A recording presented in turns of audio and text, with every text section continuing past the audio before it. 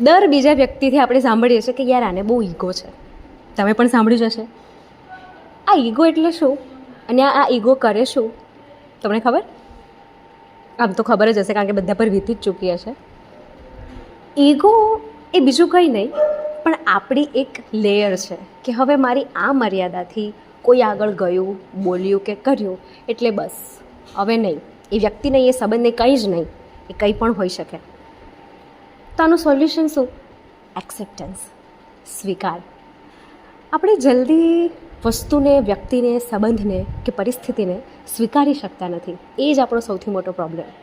હા, સ્વીકાર કરો છો એટલે તમે હારી ગયેલા છો એ વાત પણ ખોટી.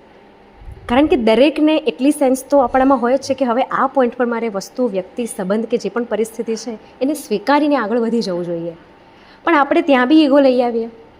એણે આમ કર્યું, એ આમ થયું, આ આમ હતું, હું તો આવો જ હતો કે આવી જ હતી. આ પર્સ્પેક્ટિવ જ્યાં કેપિટલ આઈ આવ્યો ત્યાં તમે બધી જ વસ્તુ ગુમાવી બેસશો. સ્મોલ આઈ થવું પડે, થોડા નાના થવું પડે, એમાં કંઈ લૂંટાઈ નથી જતું. એક્સેપ્ટન્સ, સ્વીકાર. જે છે જેટલું છે એ આપણે કરી લઈએ ને તો કેમ આવું થયું એનો પ્રશ્ન જ ના આવે. એટલે એટ ધ એન્ડ સ્વીકાર કરો. Don't react, just reflect, accept and be with yourself. કારણ કે એક્સેપ્ટ કરો છો એનો મતલબ એવું નથી કે you are a loser.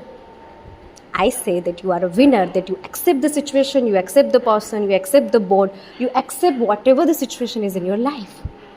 So accept it, be happy,